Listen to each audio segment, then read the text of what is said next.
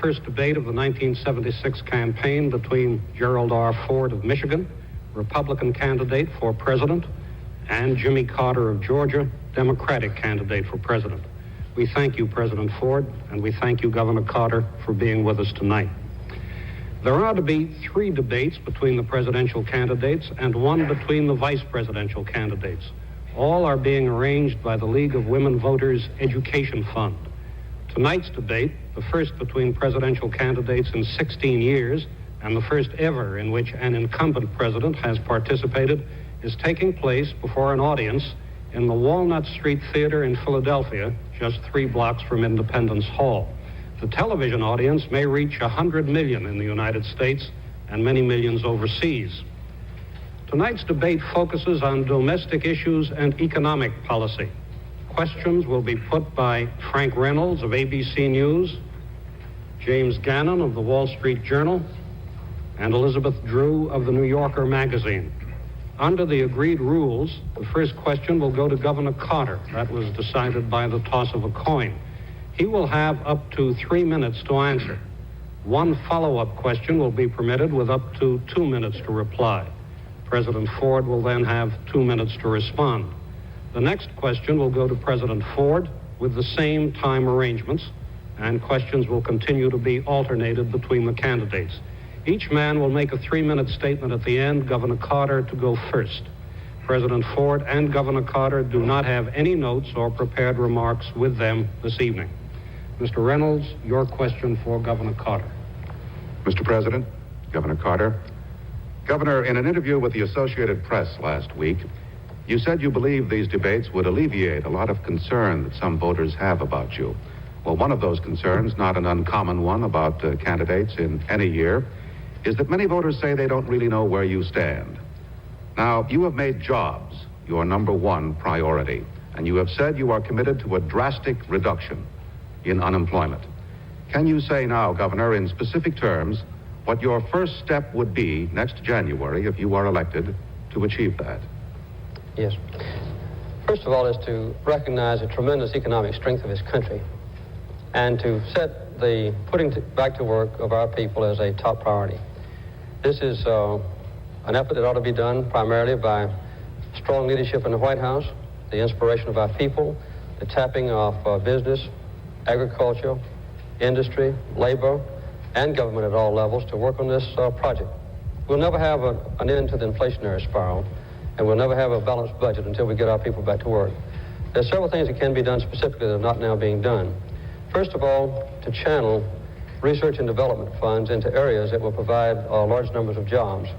Secondly, we need to have a commitment in the private sector to cooperate with government in matters like housing.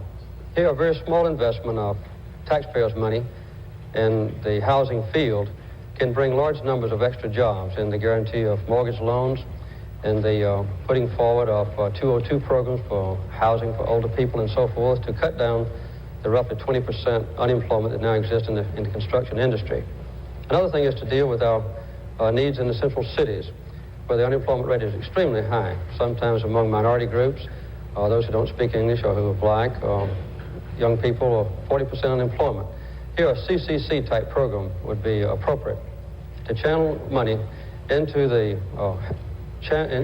sharing with private sector and also local and state governments to employ young people who are now out of work. Another very important aspect of our economy would be to increase production in every way possible, to hold down taxes on individuals and to shift the tax burdens onto those who have avoided paying taxes in the past. These kinds of specific things, none of which are being done now, would be a great help in reducing unemployment. There is an additional factor that needs to be done and covered very, very succinctly, and that is to make sure that we have a good relationship between management, business on the one hand, and labor on the other. In a lot of places where unemployment is very high, we might channel specific targeted job opportunities by paying part of the salary of unemployed people and also sharing with local governments the payment of salaries, which would let us cut down the unemployment rate much lower before we hit the inflationary level But I believe that by the end of the first 4 years of the next term, we could have the unemployment rate down to 3% adult unemployment, which is about 4 to 4.5% overall, controlled inflation rate, and have a balanced growth of about 4 to 6%, around 5%, which would give us a balanced budget. Governor, in the event you are successful and you do achieve a drastic drop in unemployment, that is likely to create additional pressure on prices. How willing are you to consider an incomes policy?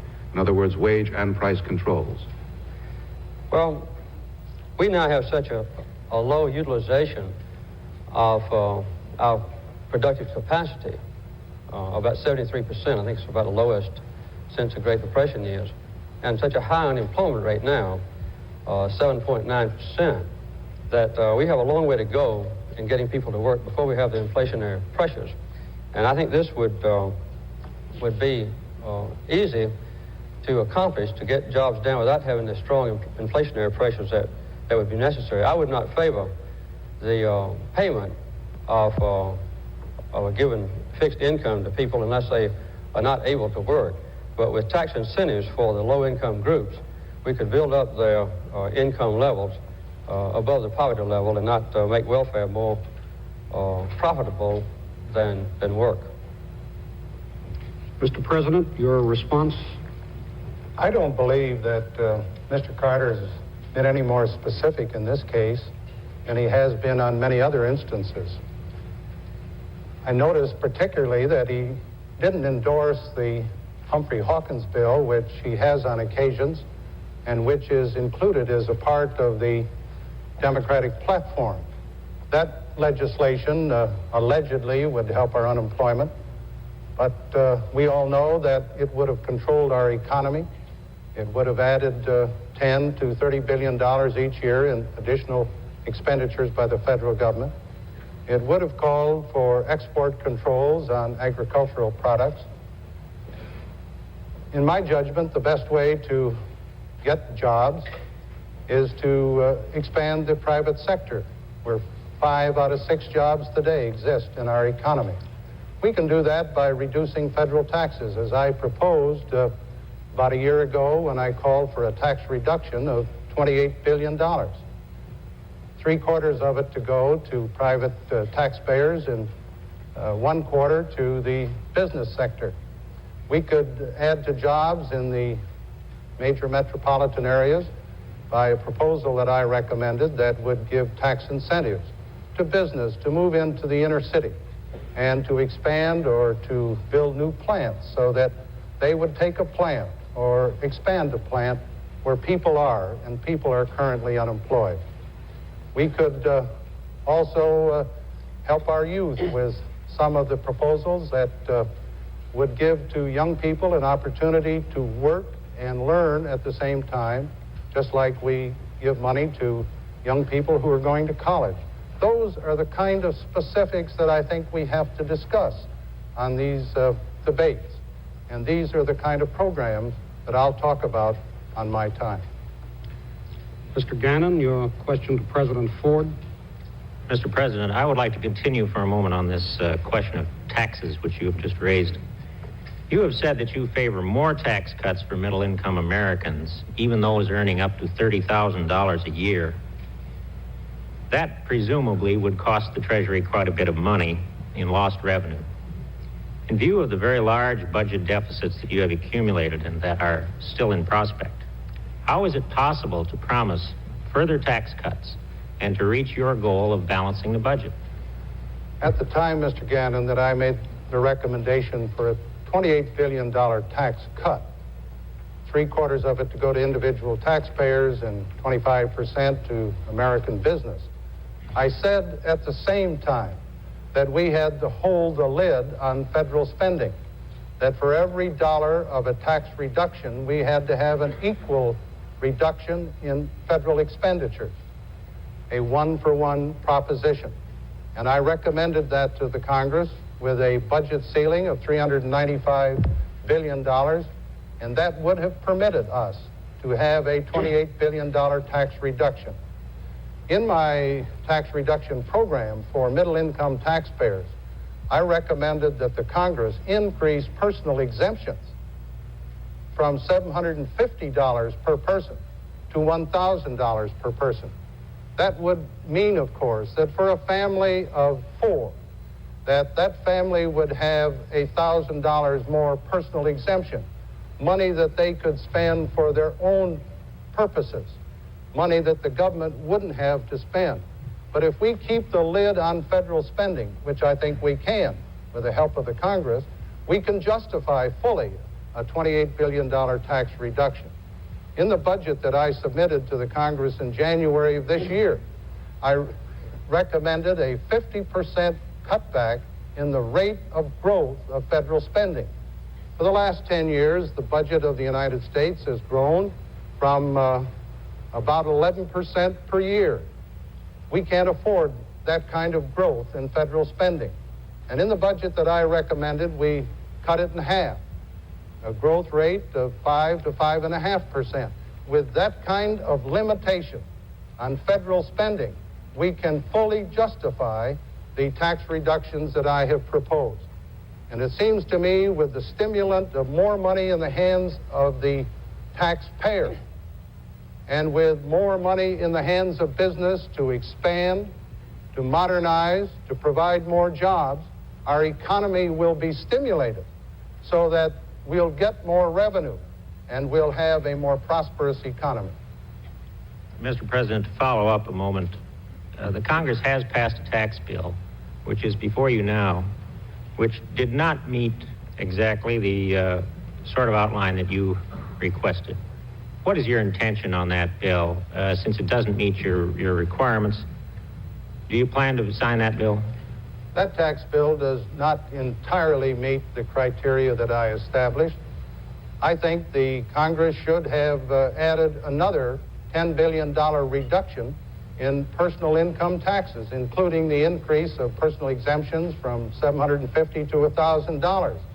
And Congress could have done that if the budget committees of the Congress and the Congress as a whole had not increased the spending that I recommended in the budget. I'm sure you know that in the resolutions passed by the Congress, they have added about $17 billion in more spending by the Congress over the budget that I recommended. So I would prefer in that tax bill to have an additional tax cut and a further limitation on federal spending. Now, this tax bill that hasn't reached the White House yet, but is expected in a day or two, it's about 1,500 pages. It has some good provisions in it. It has left out some that I have recommended, unfortunately. On the other hand, when you have a bill of that magnitude, with those many provisions, a president has to sit and decide if there's more good than bad. And from the analysis that I've made so far, it seems to me that that tax bill does justify my signature and my approval. Governor Carter, your response? Well, Mr. Ford is changing considerably his previous philosophy. The present tax structure is a disgrace to this country. It's just a welfare program for the rich. As a matter of fact, 25% of the total tax deductions go for only 1% of the richest people in this country. And over 50% of the tax credits go for the 14% of the richest people in this country. When Mr. Ford first became president in August of 1974, the first thing he did in October was to ask for a $4.7 billion increase in taxes on our people in the midst of the heaviest recession since the Great Depression of the 1940s. In January of 1975, he asked for a tax change, a $5.6 billion increase on low and middle income private individuals, a $6.5 billion decrease on the corporations and the special interests. In December of 1975, he vetoed the roughly $18 to $20 billion tax reduction bill that had been passed by the Congress. And then he came back later on in January of this year, and he did advocate a $10 billion tax reduction, but it would be offset by a $6 billion increase this coming January in deductions for Social Security payments and for unemployment compensation. The whole philosophy of the Republican Party, including my opponent, has been to pile on taxes on low-income people, to take them off on the corporations. As a matter of fact, since the late 60s, when Mr. Nixon took office, we've had a reduction in the percentage of taxes paid by corporations from 30% down to about 20%. We've had an increase in taxes paid by individuals, payroll taxes, from 14% up to 20%. And this is what the Republicans have done to us. And this is why tax reform is so important. Mrs. Drew, your question to Governor Carter. Governor Carter, you've proposed a number of new or enlarged programs, including jobs, health, welfare reform, child care, aid to education, aid to cities, changes in Social Security, and housing subsidies. You've also said that you want to balance the budget by the end of your first term.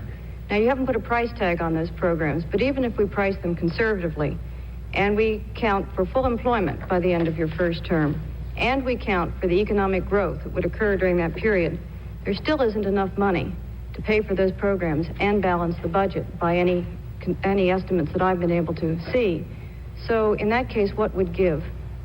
Well, as a matter of fact, there is. If we assume a rate of growth of our economy equivalent to what it was during President Johnson, President Kennedy, even before the Vietnamese War, and if we assume that at the end of the 4-year period we can cut our unemployment rate down to 4 to 4.5%, under those circumstances, even assuming no elimination of unnecessary programs and assuming an increase in the allotment of money to finance programs increasing as the inflation rate does, my economic projections, I think confirmed by the House and the Senate committees, have been with a $60 billion extra amount of money that can be spent in fiscal year 81, which will be the last year of this next term. Within that $60 billion increase, there would be fit the programs that I promised the American people. I might say, too, that if we see that these goals cannot be reached, and I believe they are reasonable goals, then I would cut back on the rate of implementation of new programs in order to accommodate a balanced budget by fiscal year 81, which is the last year of the next term. I believe that we ought to have a balanced budget during normal economic circumstances. And these projections have been very carefully made. I stand behind them. And if they should be in error slightly on the downside, then I'll phase in the programs that we've advocated more slowly. Governor, according to the budget committees of the Congress that you referred to, if we get to full employment, what they project at a 4% unemployment, and as you say, even allowing for the inflation in the programs, there would not be anything more than a surplus of $5 billion by the end of by 1981. And conservative estimates of your programs would be that they'd be about $85 to $100 billion. So how do you say that you're going to be able to do these things and balance the budget? Well, the assumption that you have described as different is in the rate of growth of our economy. No, they took that into account in those I figures. believe that it's accurate to say that the committees to whom you refer, with the employment rate that you state, and with a 5 to 5.5% growth rate in our economy, that the projections would be a $60 billion increase in the amount of money that we have to spend in 1981 compared to now. And with that, in that framework, would be fit any improvements in the programs. Now, this does not include any extra control over unnecessary spending, the weeding out of obsolete or obsolescent programs. We'll have a safety version built in with complete reorganization of the executive branch of government, which I am pledged to do. The present bureaucratic structure of the federal government is a mess. And if I'm elected president, that's going to be a top priority of mine, to completely revise the structure of the federal government to make it economical, efficient, purposeful, and manageable for a change. And also, I'm going to institute zero-based budgeting, which I used 4 years in Georgia, which assesses every program every year and eliminates those programs that are obsolete or obsolescent. But with these projections, we will have a balanced budget by fiscal year 1981, if I'm elected president, keep my promises to the American people. And it's just predicated on very modest, but I think accurate projections of employment increases and a growth in our national economy equal to what was experienced under Kennedy Johnson before the Vietnam War. President Ford. If it is true that there will be a $60 billion surplus by fiscal year 1981, rather than spend that money for all the new programs that Governor Carter recommends and endorses, and which are included in the Democratic platform, I think the American taxpayer ought to get an additional tax break, a tax reduction of that magnitude. I feel that the taxpayers are the ones that need the relief. I don't think we should add additional programs of the magnitude that Governor Carter talks about. It seems to me that our tax structure today has rates that are too high. But I am very glad to point out that since 1969, during a Republican administration, we have had 10 million people taken off of the tax rolls at the lower end of the taxpayer area. And at the same time, assuming that I sign the tax bill that was mentioned by Mr. Gannon, we will, in the last two tax bills, have increased the minimum tax on all wealthy taxpayers. And I believe that by eliminating 10 million taxpayers in the last 8 years, and by putting a heavier tax burden on those in the higher tax brackets, plus the other actions that have been taken, we can give taxpayers adequate tax relief. Now, it seems to me that as we look at the recommendations of the budget committees and our own projections, there isn't going to be any $60 billion dividend. I've heard of those dividends in the past. It always happens.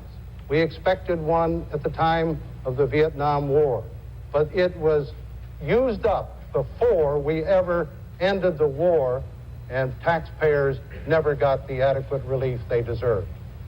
Mr. Reynolds? Mr. President, when you came into office, you spoke very eloquently of the need for a time for healing. And very early in your administration, you went out to Chicago and you proposed a program of case-by-case pardons for draft resistors to restore them to full citizenship. Some 14,000 young men took advantage of your offer, but another 90,000 did not. In granting the pardon to former President Nixon, sir, part of your rationale was to put Watergate behind us, to, if I may quote you again, truly end our long national nightmare. Why does not the same rationale apply now, today, in our bicentennial year, to the young men who resisted in Vietnam, and many of them still in exile abroad? The amnesty program that I recommended in Chicago in September of 1974 would give to all draft evaders and military deserters the opportunity to earn their good record back. About 14 to 15,000 did take advantage of that program. We gave them ample time. I am against an across-the-board pardon of draft evaders or military deserters. Now, in the case of Mr. Nixon, the reason the pardon was given was that when I took office, this country was in a very, very divided condition. There was hatred, there was divisiveness, people had lost faith in their government in many, many respects. Mr. Nixon resigned, and I became president. It seemed to me that if I was to adequately and effectively handle the problems of high inflation, a growing recession, the involvement of the United States still in Vietnam, that I had to give 100% of my time to those two major problems. Mr. Nixon resigned. That is disgrace. The first president out of 38 that ever resigned from public office under pressure. So when you look at the penalty that he paid, and when you analyze the requirements that I had to spend all of my time working on the economy, which was in trouble, that I inherited, working on our problems in Southeast Asia, which were still plaguing us, it seemed to me that Mr. Nixon had been penalized enough by his resignation in disgrace, and the need and necessity for me to concentrate on the problems of the country fully justified the action that I took. Well, I take it then, sir, that you do not believe that that you are going to reconsider and think about those 90,000 who are still abroad. Have they not been penalized enough? Many of them have been there for years. Well, Mr. Carter has indicated that he would give a blanket pardon to all draft evaders. I do not agree with that point of view. I gave, in September of 1974, an opportunity for all draft evaders, all deserters, to come in voluntarily, clear their records by earning an opportunity to restore their good citizenship. I think we gave them a good opportunity. I don't think we should go any further. Governor Carter? Well, I think it's very difficult for President Ford to explain the difference between the pardon of President Nixon and his attitude toward those who violated the draft laws. As a matter of fact, I don't advocate amnesty. I advocate pardon. There's a difference, in my opinion, and in accordance with the ruling of the Supreme Court and according to the definition in the dictionary. Amnesty means that what you did was right. Pardon means that what you did, whether it's right or wrong, you're forgiven for it. And I do advocate a pardon for draft evaders. I think it's accurate to say that in 2 years ago when Mr. Ford put in this amnesty, that 3 times as many deserters were excused as were the ones who evaded the draft. But I think that now is the time to heal our country after the Vietnam War. And I think that what the people are concerned about is not the pardon or the amnesty of those who evaded the draft, but whether or not our crime system is fair. We've got a sharp distinction drawn between white-collar crime. The big shots who are rich, who are influential, very seldom go to jail. Those who are poor and who have no influence quite often are the ones who are punished. And the whole subject of crime is one that concerns our people very much. And I believe that the fairness of it is what is a major problem that addresses our leader. And this is something that hasn't been addressed adequately by this administration. But I hope to have a complete responsibility on my shoulders to help bring about a fair criminal justice system, and also to bring about an end to the divisiveness that has occurred in our country as a result of the Vietnam War. Mr. Gannon? Governor Carter, you have promised a sweeping overhaul of the federal government, including a reduction in the number of government agencies. You say it would go down to about 200 from some 1,900. That sounds indeed like a very deep cut in the federal government. But isn't it a fact that you're not really talking about fewer federal employees or less government spending, but rather that you are talking about reshaping the federal government, not making it smaller? Well, I've been through this before, Mr. Gannon, as the governor of Georgia. When I took over, we had a bureaucratic mess like we have in Washington now. And we had 300 agencies, departments, bureaus, commissions, some fully budgeted, some not, but all having responsibility to carry out that was in conflict. And we cut those 300 agencies and so forth down substantially. We eliminated 278 of them. We set up a simple structure of government that could be administered fairly, and it was a tremendous success. It hasn't been undone since I was there. It resulted also in an ability to reshape our court system, our prison system, our education system, our mental health programs, and a clear assignment of responsibility and authority, and also to have our people once again understand and control our government. I intend to do the same thing if I'm elected president. When I get to Washington, coming in as an outsider, one of the major responsibilities that I will have on my shoulder is a complete reorganization of the executive branch of government. We now have a greatly expanded White House staff. When Mr. Nixon went in office, for instance, we had $3.5 million spent on the White House and its staff. That has escalated now to $16.5 million in the last Republican administration. This needs to be changed. We need to put the responsibilities back on the cabinet members. We also need to have a great reduction in agencies and programs. For instance, We now have, in the health area, 302 different programs administered by 11 major departments and agencies, 60 other advisory commissions responsible for this. Medicaid's in one agency, Medicare's in a different one, the check on the quality of health care is in a different one. None of them are responsible for health care itself. This makes it almost impossible for us to have a good health program.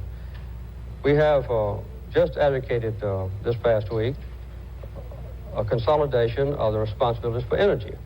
Our country now has no comprehensive energy program or policy. We have 20 different agencies in the federal government responsible for the production, the regulation, the information about energy, the conservation of energy, spread all over government. This is a gross waste of money. So tough, competent management of government, giving us a simple, efficient, purposeful, and manageable government will be a great step forward. And if I'm elected, and I intend to be, then it's going to be done.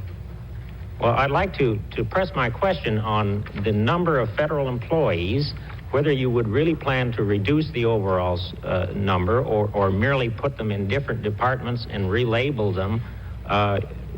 In your energy plan, you consolidate a number of agencies into one, or you would, but does that really change the overall?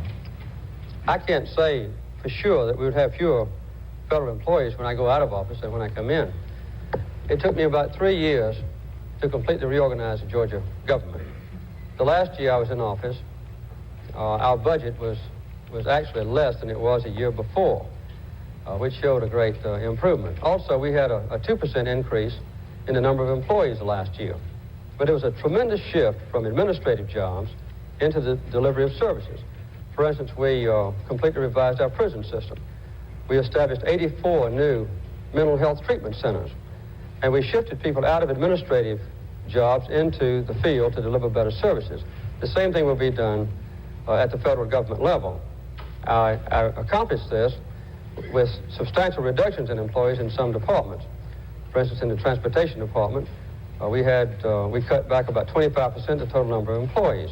In giving our people better mental health care, we increased the number of employees, but the efficiency of it, the simplicity of it, the ability of people to understand their own government and control it was a substantial benefit derived from complete reorganization.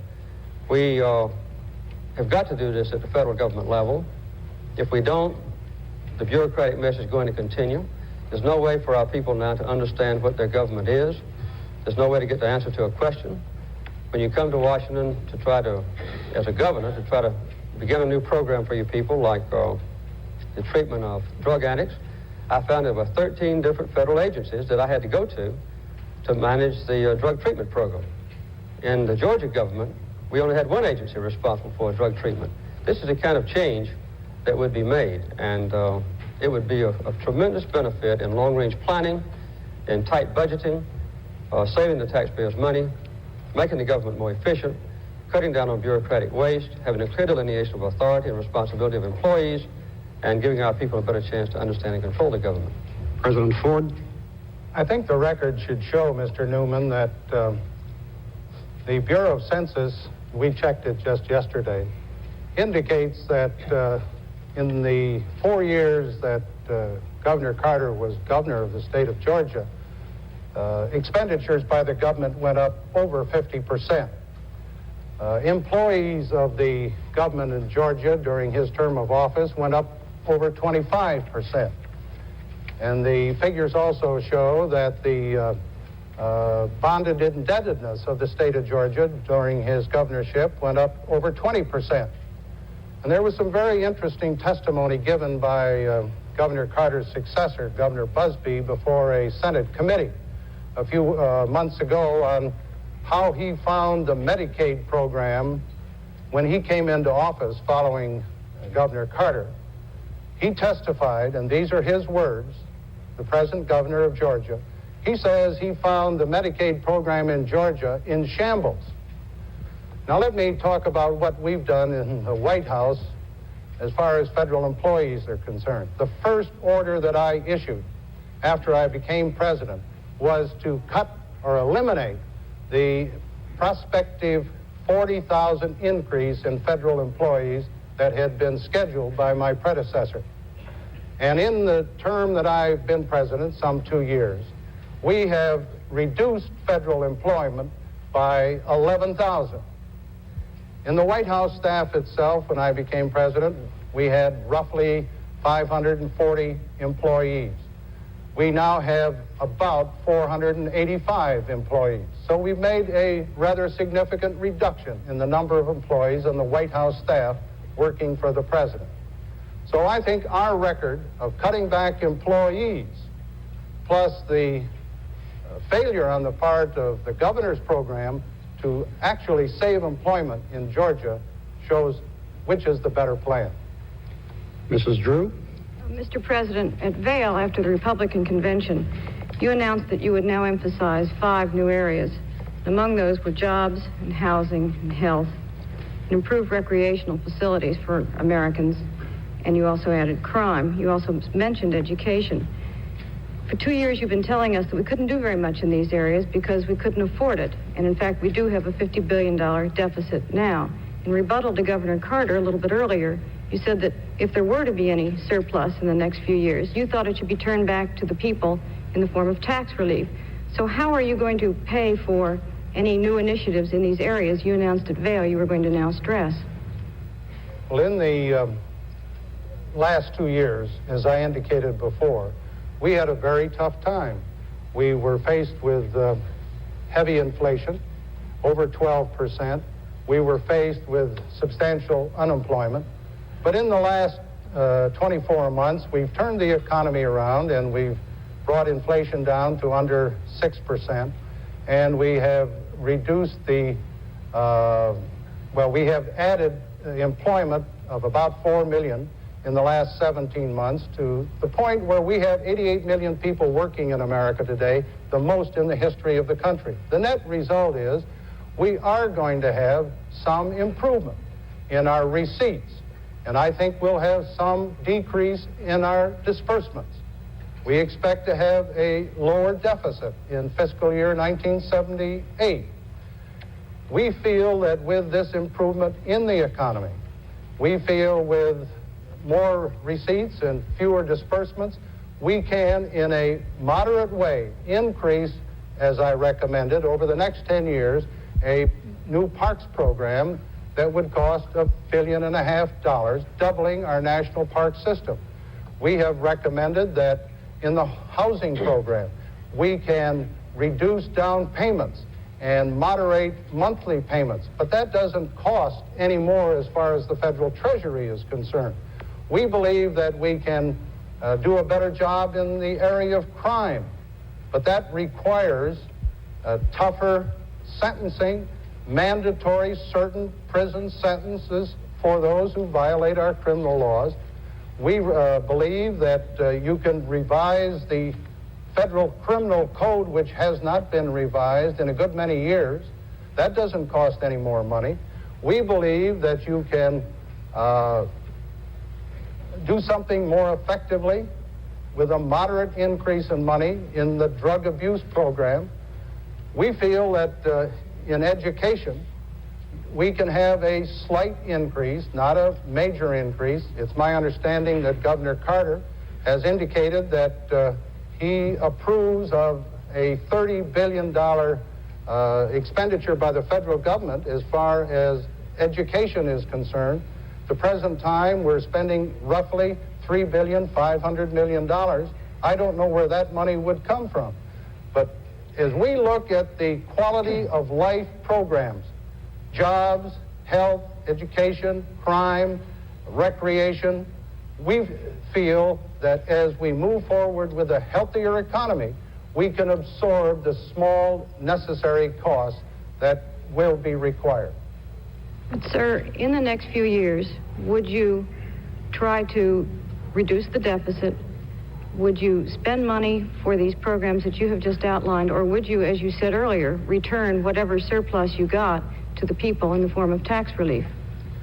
We feel that with the programs that I have recommended, the additional $10 billion tax cut, with the moderate increases in the quality of life area, we can still have a balanced budget, which I will submit to the Congress in January of 1978. We won't wait 1 year or 2 years longer, as Governor Carter indicates. As the economy improves, and it is improving, our gross national product this year will average about 6% increase over last year. We will have a lower rate of inflation for the calendar year this year of something slightly under 6%. Employment will be up, revenues will be up. We'll keep the lid on some of these programs that we can hold down as we have a little extra money to spend for those quality of life programs which I think are needed and necessary. Now, I cannot and would not endorse the kind of programs that Governor Carter recommends. He endorses the Democratic platform, which, as I read it, calls for approximately 60 additional programs. We estimate that those programs would add $100 billion minimum and probably $200 billion maximum each year to the federal budget. Those programs you cannot afford and give tax relief. We feel that you can hold the line and restrain federal spending, give a tax reduction, and still have a balanced budget by 1978. Governor Carter. Well, Mr. Ford takes the same attitude that the Republicans always take. In the last 3 months before an election, they're always for the programs that they fight the other 3.5 years. I remember when Herbert Hoover was against jobs for people. I remember when Alf Landon was against Social Security. And later, President Nixon, 16 years ago, was telling the public that John Kennedy's proposals would bankrupt the country and would double the cost. The best thing to do is to look at the record of Mr. Ford's administration and Mr. Nixon's before his. We had last year a $65 billion deficit, the largest deficit in the history of our country. More of a deficit spending than we had in the entire 8-year period under President Johnson and President Kennedy. We've got 500,000 more Americans out of jobs today than were out of work 3 months ago. And since Mr. Ford's been in office in 2 years, we've had a 50% increase in unemployment, from 5 million people out of work to 2.5 million more people out of work, and a total of 7.5 million. We've also got a comparison between himself and Mr. Nixon. He's got 4 times the size of the deficits that Mr. Nixon even had himself. This talking about more people at work is distorted because with a 14% increase in the cost of living in the last 2 years, it means that women and young people have had to go to work when they didn't want to because their fathers couldn't make enough to pay the increased cost of food and housing and clothing. We have, in this last 2 years alone, $120 billion total deficits under President Ford. And at the same time, we've had, in the last 8 years, a doubling in the number of bankruptcies for small business. We've had a negative growth in our national economy, measured in real dollars. The take-home pay of a worker in this country is actually less now than it was in 1968, measured in real dollars. This is a kind of record that's there, and talk about the future and a drastic change or conversion on the part of Mr. Ford at this last minute is one that just doesn't go. Mr. Reynolds. Governor Carter, I'd like to turn to what we used to call the energy crisis. Yesterday, a British government commission on air pollution, but one headed by a nuclear physicist, recommended that any further expansion of nuclear energy be delayed in Britain as long as possible. Now, this is a subject that is quite controversial among our own people, and there seems to be a clear difference between you and the President on the use of nuclear power plants, which you say you would use as a last priority. Why, sir? Are they unsafe? Well, among my other experiences in the past, I've been a nuclear engineer and did graduate work in this field. I think I know the capabilities and limitations of atomic power. But the energy policy of our nation is one that has not yet been established under this administration. I think almost every other developed nation in the world has an energy policy except us.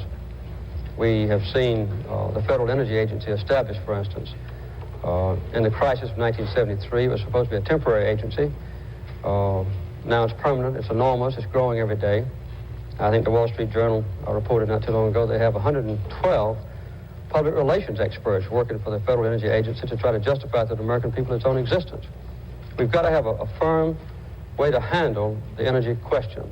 The reorganization proposal that I put forward is one first step. In addition to that, we need to have a realization that we've got about 35 years worth of oil left in the whole world.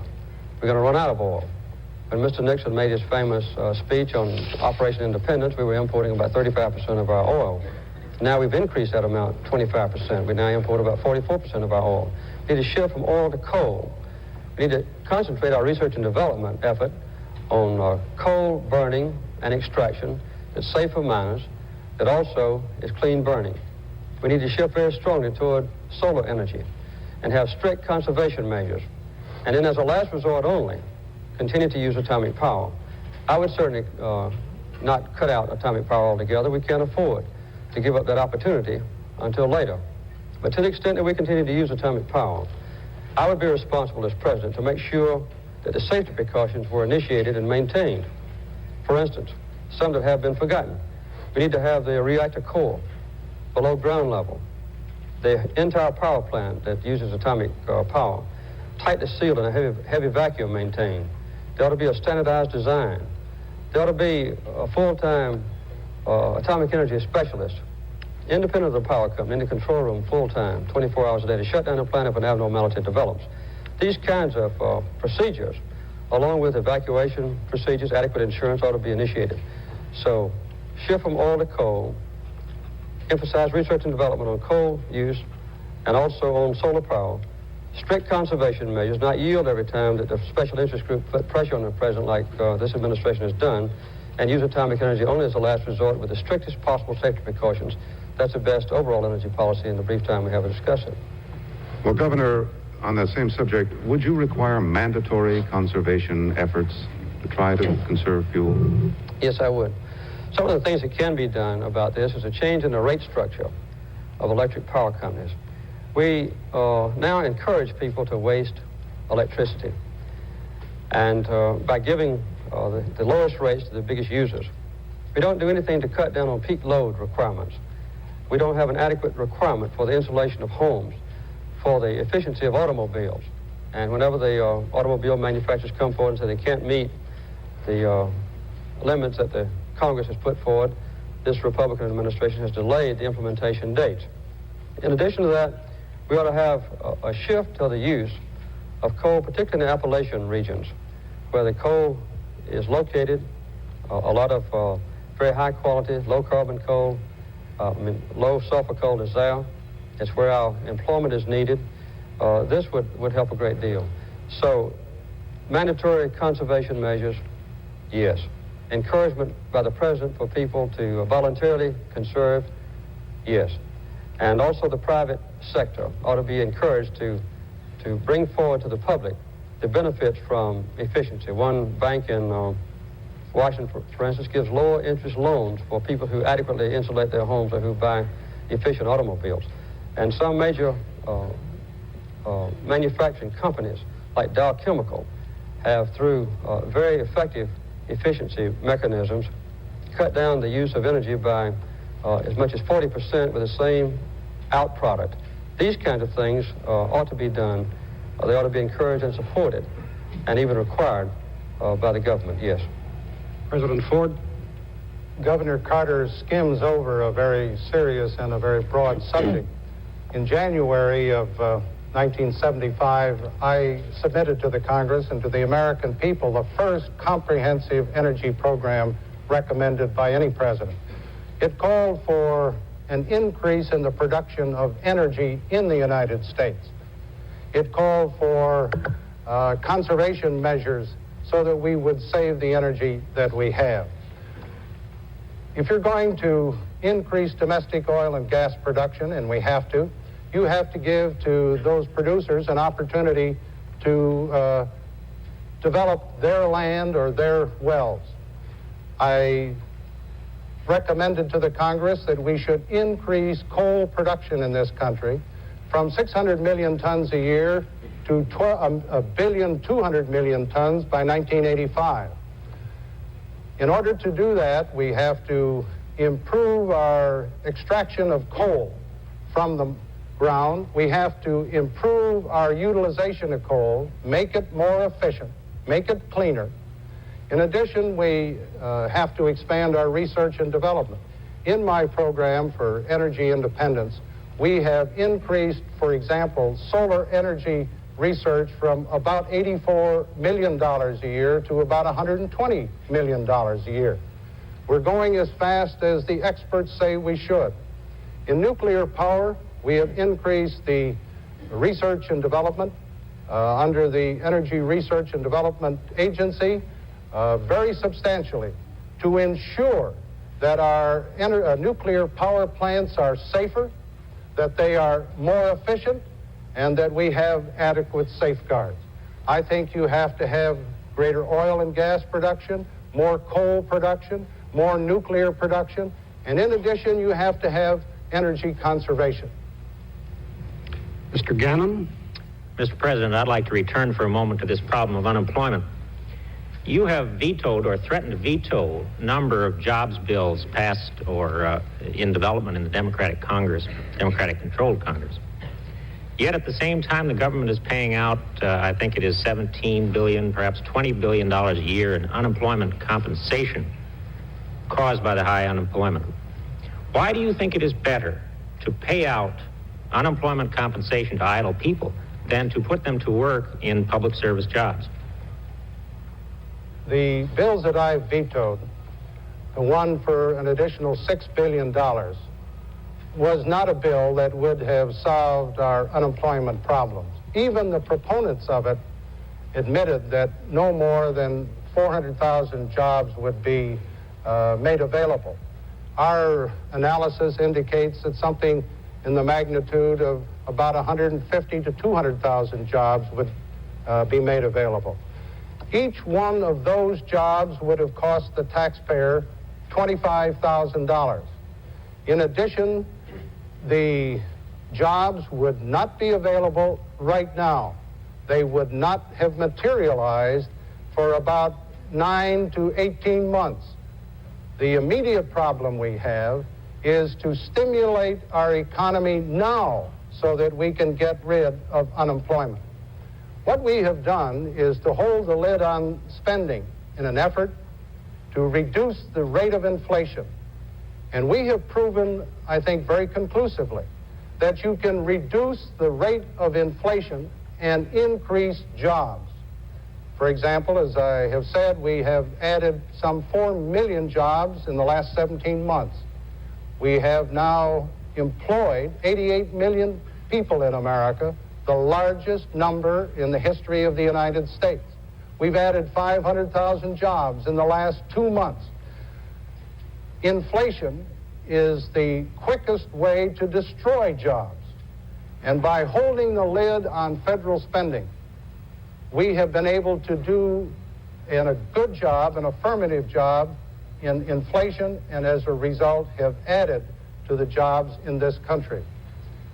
I think it's also appropriate to point out that through our tax policies, we have stimulated, added employment throughout the country. The investment tax credit, the tax incentives for expansion and modernization of our industrial capacity.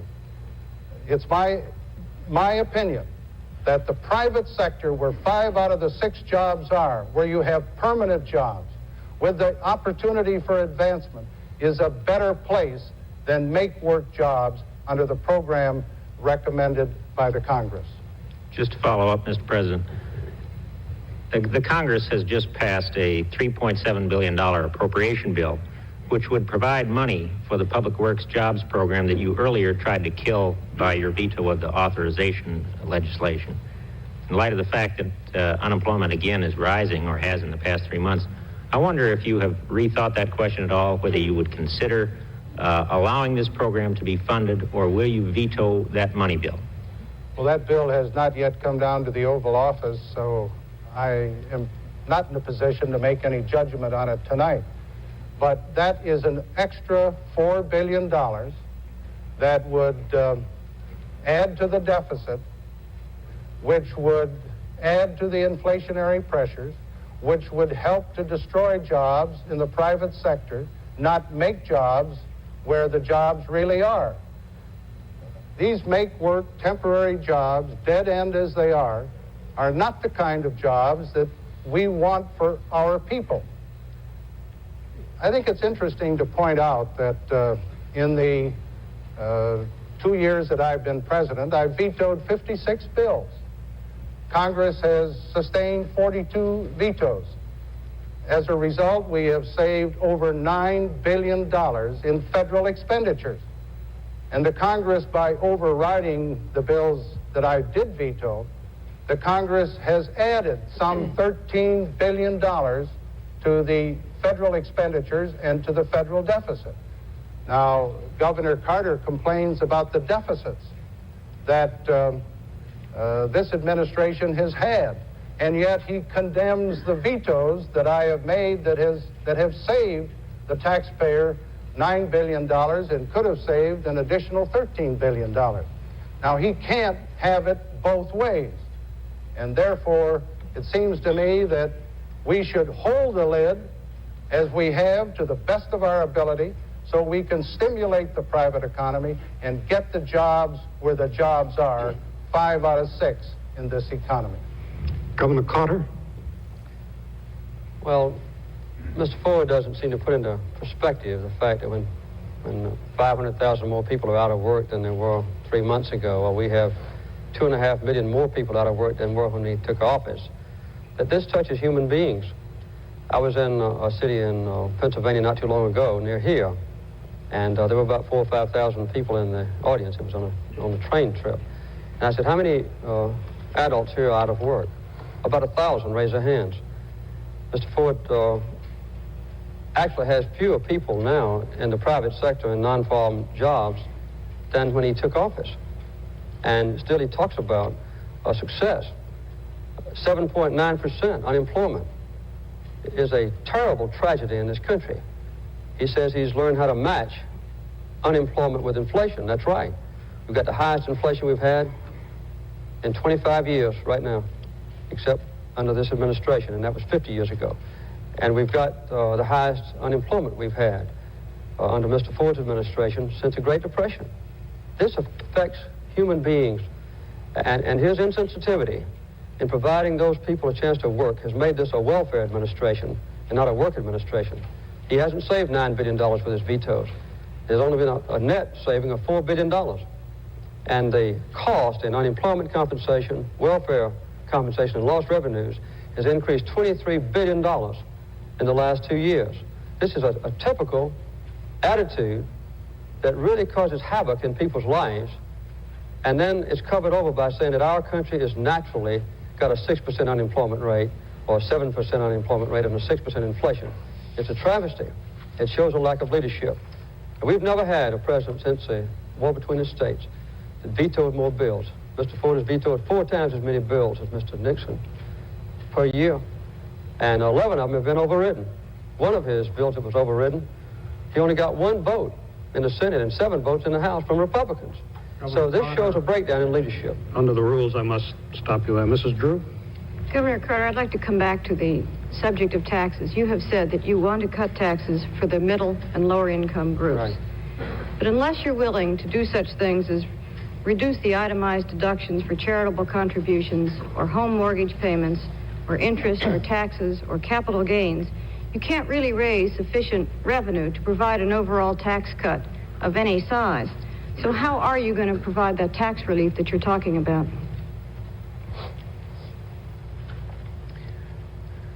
Now we have such a grossly unbalanced tax system, as I said earlier, that it is a disgrace. Of all the tax benefits now, 25% of them go to the 1% of the richest people in this country. Over 50%, 53 to be exact, percent of the tax benefits go to the 14% richest people in this country. And we've had a 50% increase in payroll deductions since Mr. Nixon went in office 8 years ago. Mr. Ford has advocated since he's been in office over $5 billion in reductions for corporations, special interest groups, and the very, very wealthy who derive their income not from labor, but from investments. That's got to be changed. A few things that can be done. We have now a deferral system so that the multinational corporations who invest overseas, if they make $1 million in profits overseas, they don't have to pay any of their taxes unless they bring their money back into this country. When they don't pay their taxes, the average American pays the taxes for them. Not only that, but it robs this country of jobs, because instead of coming back with that $1 million and creating a shoe factory, say in New Hampshire, Vermont, if the company takes the money down to Italy and builds a shoe factory, they don't have to pay any taxes on the money. Another thing is a system called DISC, which was originally designed, proposed by Mr. Nixon, to encourage exports. This permits a company to create a dummy corporation to export their products and then not to pay the full amount of taxes on them. This cost our government about $1.4 billion a year. And when those rich corporations don't pay that tax, the average American taxpayer pays it for them. Another one that's very important is the business deductions, jet airplanes, first-class travel, the $50 martini lunch. The average working person can't take advantage of that, but the wealthier people can. Another system is where a dentist can invest money in, say, raising cattle, and can put in $100,000 of his own money, borrow $900,000, that makes $1 million, and mark off a great amount of loss through that procedure. There was one example, for instance, where somebody produced pornographic movies. They put in $30,000 of their own money and got $120,000 in tax savings. Well, these special kinds of programs have robbed the average taxpayer and have benefited those who are powerful and who can employ lobbyists and who can have the CPAs and the lawyers to help them benefit from the roughly 8,000 pages of the tax code. The average American person can't do it. You can't hire lobbyists out of unemployment compensation checks. Governor, to follow up on your answer, in order for any kind of tax relief to really be felt by the middle and lower income people, yes, you need about, according to congressional committees on this, you need about $10 billion. Now, you listed some things. The deferral on foreign income is estimated, I would say, of about $500 million. DISC, you said, was $1.4 billion. The estimate of the outside, if you eliminated all tax shelters, is $5 billion. So where else would you raise the revenue to provide this tax relief? Would you, in fact, do away with all business deductions? And what other kinds of preferences would you do away with? No, I wouldn't do away with all business deductions. I think that would be a very serious mistake. But if you could just do away with the ones that are unfair, you could lower taxes for everyone. I would never do anything that would increase the taxes for those who work for a living or who are presently required to list all their income. What I want to do is not to raise taxes, but to eliminate loopholes.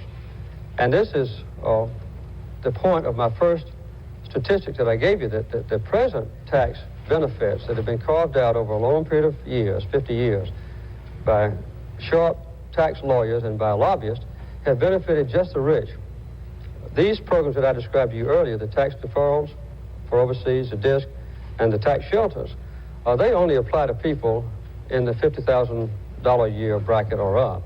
And I think this is the best way to approach it, is to make sure that everybody pays taxes on the income that they earn and make sure that you take whatever savings there is from the higher income levels and give it to the low and middle income families. President Ford? Governor Carter's answer tonight does not coincide with the answer that he gave in an interview to the Associated Press a week or so ago. In that interview, Governor Carter indicated that he would raise the taxes on those in the medium or middle income brackets or higher. Now, if you take the medium or middle income taxpayer, that's about $14,000 per person.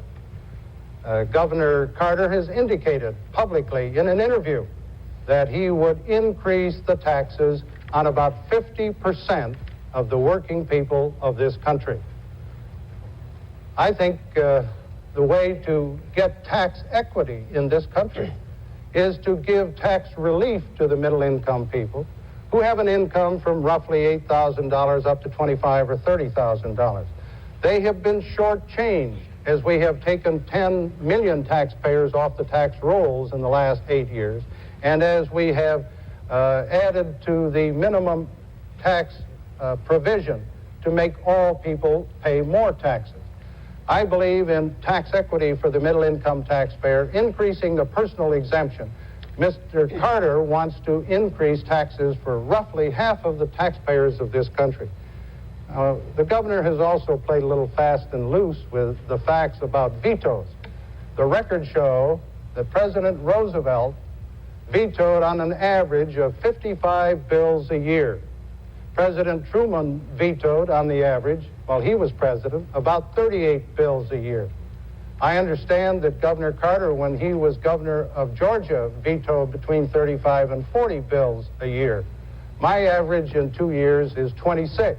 But in the process of that, we have saved $9 billion. And one final comment, Governor Carter talks about the tax bills and all of the inequities that exist in the present law.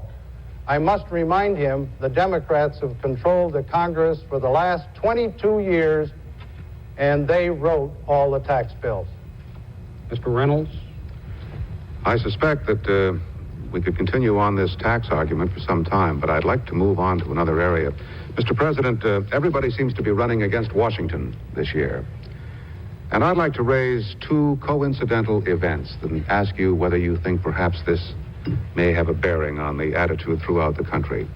The House Ethics Committee has just now ended its investigation of Daniel Schorr after several months and many thousands of dollars trying to find out how he obtained and caused to be published a report of the Congress that probably is the property of the American people. At the same time, the Senate Select Committee on Standards and Conduct has voted not really to begin an investigation of a United States senator because of allegations against him that he may have been receiving corporate funds illegally over a period of years. Do you suppose, sir, that events like this contribute to the feeling in the country that maybe there's something wrong in Washington? And I don't mean just in the executive branch, but throughout the whole government. There is a considerable anti-Washington feeling throughout the country, but I think the feeling is misplaced. In the last 2 years, we have restored integrity in the White House, and we've set high standards in the executive branch of the government. The anti-Washington feeling, in my opinion, ought to be focused on the Congress of the United States. For example, this Congress very shortly will spend $1 billion a year for its housekeeping, its salaries, its expenses, and the like. The next Congress will probably be the first $1 billion Congress in the history of the United States. I don't think the American people are getting their money's worth from the majority party that run this Congress. We, in addition, see that in the last 4 years, the number of employees hired by the Congress has gone up substantially. Much more than the gross national product, much more than any other increase throughout our society. Congress is hiring people by the droves, and the cost as a result has gone up. And I don't see any improvement in the performance of the Congress under the present leadership. So it seems to me, instead of the anti-Washington feeling being aimed at everybody in Washington, it seems to me that the focus should be where the problem is, which is the Congress of the United States, and particularly the majority in the Congress. They spend too much money on themselves. They have too many employees. There's some question about their morality. It seems to me that in this election, the focus should not be on the executive branch, but the correction should come as the voters vote for their members of the House of Representatives or for their United States Senator. That's where the problem is, and I hope there will be some corrective action taken so we can get some new leadership in the Congress of the United States. Mr. President, if I may follow up, I think you've made it plain that you take a dim view of the majority in the Congress. Isn't it quite likely, sir, that you will have a Democratic Congress in the next session if you are elected president? And hasn't the country a right to ask whether you can get along with that Congress or whether we'll have continued confrontation? Well, it seems to me that we have a chance, the Republicans, to get a majority in the House of Representatives. We will make some gains in the United States Senate, so there will be different ratios in the House as well as in the Senate. And as president, I will be able to work with that Congress. But let me take the other side of the coin, if I might. Supposing we had had a Democratic Congress for the last 2 years, and we had had Governor Carter as president. He has, in effect, said that he would agree with he would disapprove of the vetoes that I have made and would have added significantly to expenditures and the deficit in the federal government. I think it would be contrary to one of the basic concepts in our system of government, a system of checks and balances. We have a Democratic Congress today, and fortunately we've had a Republican president to check their excesses with my vetoes.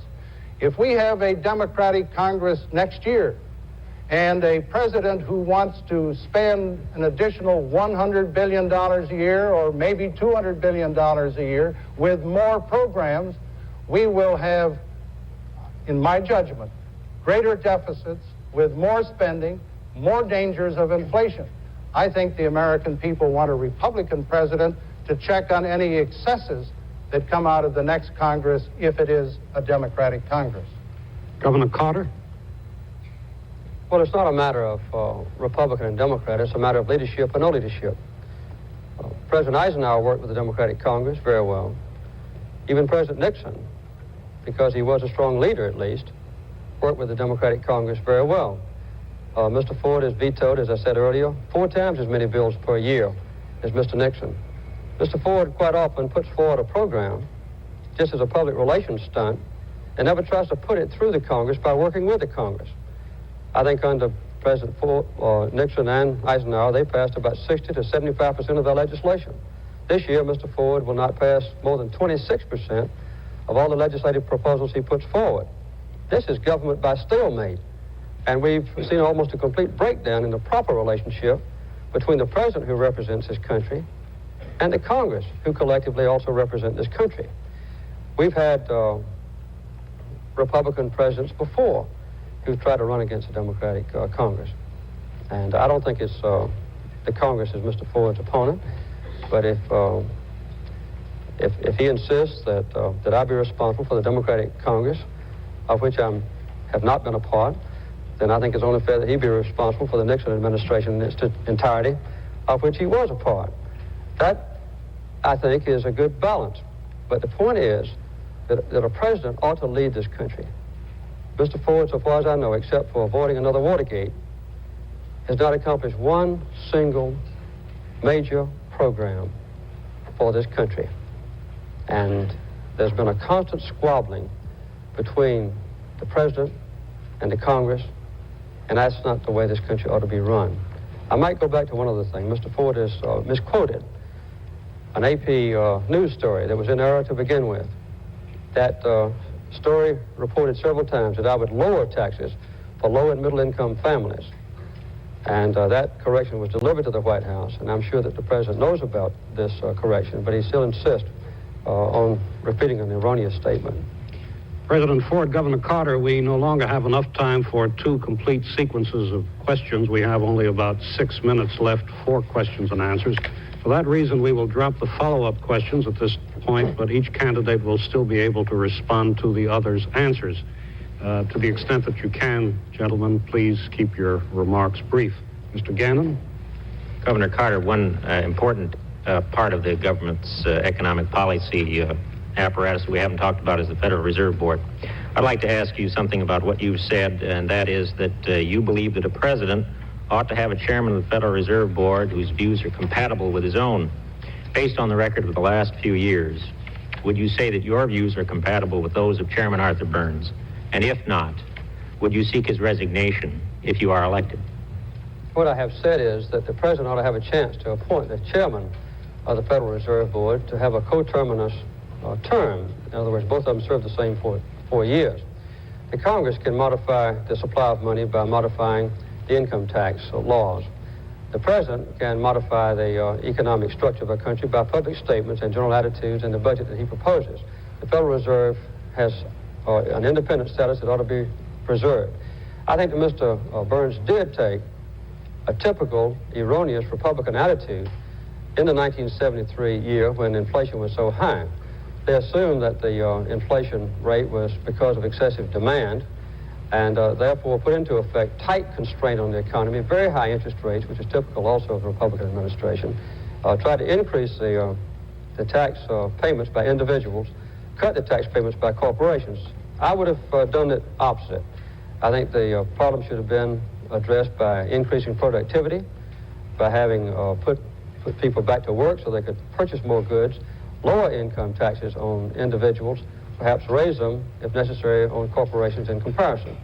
But Mr. Burns, in that respect, made a very serious mistake. I would not want to destroy the independence of the Federal Reserve Board, but I do think we ought to have a cohesive economic policy with at least a chairman of the Federal Reserve Board and the president's terms being the same, and letting the Congress, of course, be the third entity with independence, subject only to the president's veto. President Ford, your response? The chairman of the Federal Reserve Board should be independent. Fortunately, he has been during Democratic as well as Republican administrations. As a result, in the last 2 years, we have had a responsible monetary policy.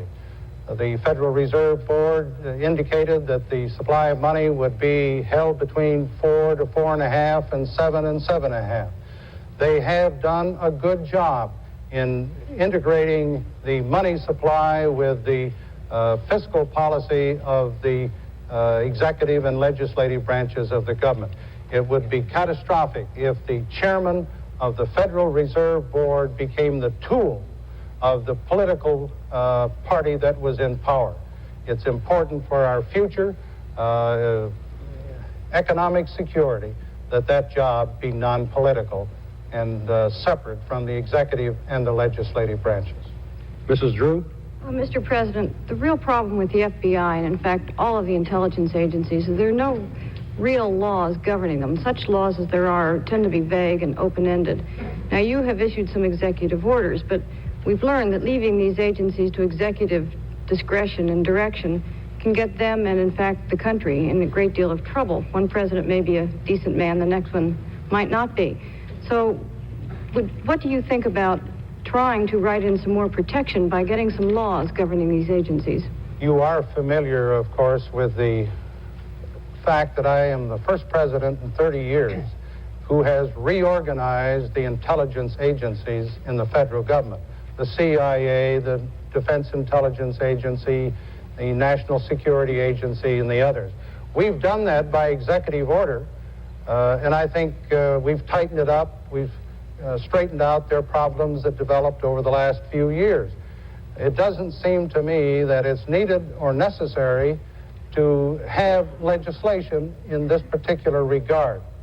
I have recommended to the Congress, however, I'm sure you're familiar with this, legislation that would make it very proper and in the right way that the Attorney General could go in and get the right for wiretapping under security cases. This was an effort that was made by the Attorney General and myself, working with the Congress, but even in this area, where I think new legislation would be justified, the Congress has not responded. So I feel in that case, as well as in the reorganization of the intelligence agencies, as I've done, we have to do it by executive order. And I'm glad that we have a good director in George Bush. We have good executive orders, and the CIA and the DIA and NASA, or the NSA, are now doing a good job under proper supervision. Governor Carter? Well, one of the very serious things that's happened in our government in recent years, and has continued up until now, is a breakdown in the trust among our people in the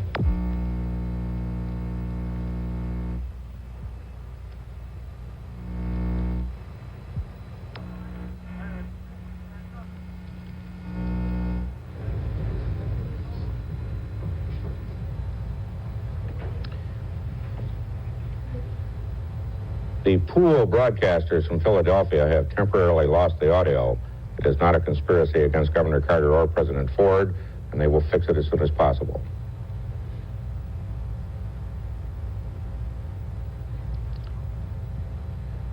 This debate is now within about 8 minutes of its close, and in spite of the fact that this was under the auspices of the League of Women Voters, and in spite of the fact that the security measures were tight, the glitches, as we used to call them, that affect all electronic journalism have invaded here, and at the moment we cannot hear what Governor Carter or the panel or President Ford is saying.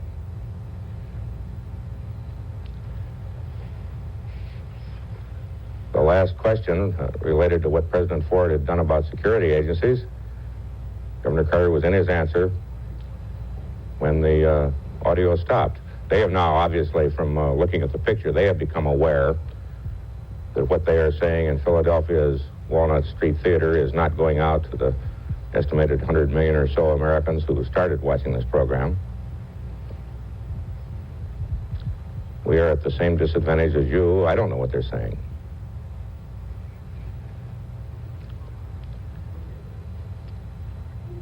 They have stopped talking while somebody tries to do something about it. Anybody who has worked in radio or television over a period of years has run into this. You would think it would not happen in as carefully prepared a situation as this. And also it's somewhat unusual because frequently you would be able to hear what they were saying by a direct communication line, even though it was not going out over the broadcast lines. But in this case, nobody seems to know what they're saying.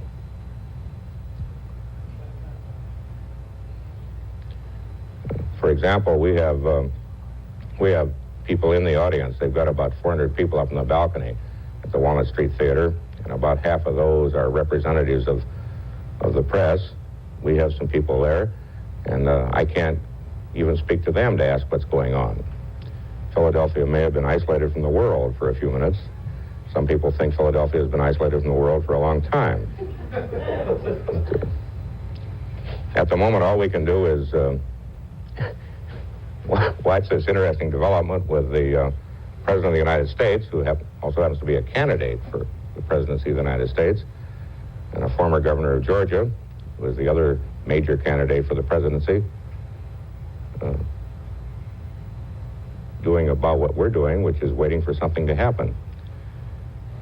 I doubt that Eugene McCarthy or Lester Maddox or the other minority parties who wanted to be there tonight have been able to engineer this. I doubt that the American Telephone and Telegraph Company, which handles the lines from things like this, wanted to do it. We have now been able, I think, to establish some form of tenuous communication with ABC's Vic Ratner, who is in a booth in the hall. Vic, what have you done? A ripple of laughter went through the audience at about the time that everybody here realized that the broadcast had been interrupted. President Ford and Jimmy Carter did not know that the audio had been lost until they looked off stage and saw the picture on the monitor, which indicated that everything had come to a halt on the broadcast. Then the audience subsided, and everybody has just come to a complete halt. I'm in a glassed-in booth overlooking the theater and can't hear the discussion that's going on stage, but the moderator, Edwin Newman, held up a sign which indicated that everything will just wait until the technical gremlins have been fixed. All right. Can you hear me, Vic? Can you hear me? Yes, I can, Harry. If you can hear me and I can hear you and you're in the same theater, why can't we hear them?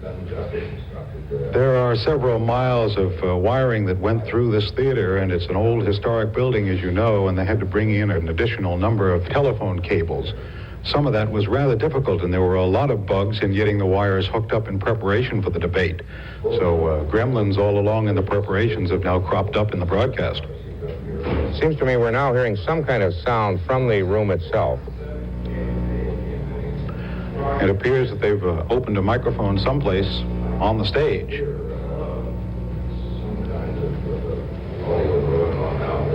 But there's still nothing firm as to when they can go back on the air.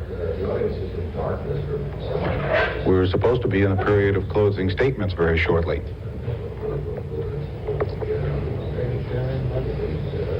Everybody now just waiting patiently. The audience occasionally cranes its neck to look at the television monitor, but it's unable to hear anything as well. But we are just waiting, as I said, for the technical gremlins to be resolved. Now, we can hear something. We can hear something that is coming from the theater, not from you.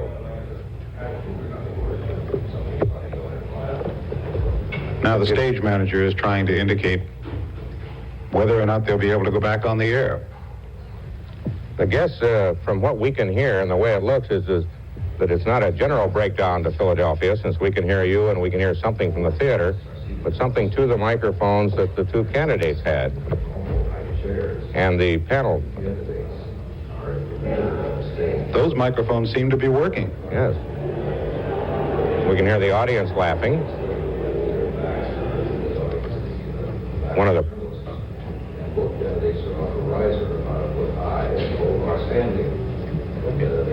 Who is that speaking, Vic? Can you tell? No, I can't, but there's been apparently some discussion about bringing an additional microphone in, one microphone, just to get the broadcast going somehow. And there's a great deal of gesturing going on amongst the technicians on stage, but it's difficult for me within this glassed-in area to be able to hear what they're gesturing about.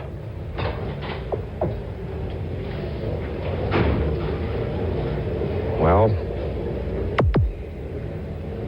here we are. This is the electronic age. A 90-minute debate which presumably could have a substantial effect on who Americans vote for the presidency a few weeks from now, which went very well and in a kind of an interesting way for about the first 80 minutes, and suddenly the audio failed. There are noises coming from the Walnut Street Theater, but they are not noises from either Governor Jimmy Carter or President Gerald Ford, or from the moderator, Edwin Newman, or from the panel. Still no signs of action down there on the stage, Harry, except that a lot of people are undoubtedly at this point tearing their hair out in the technical trucks, which are the nerve center of these broadcasts. Unfortunately, tearing one's hair out does not reestablish audio connections. A lot of bald producers, but they can't do anything at the moment. Harry, I've joined you here.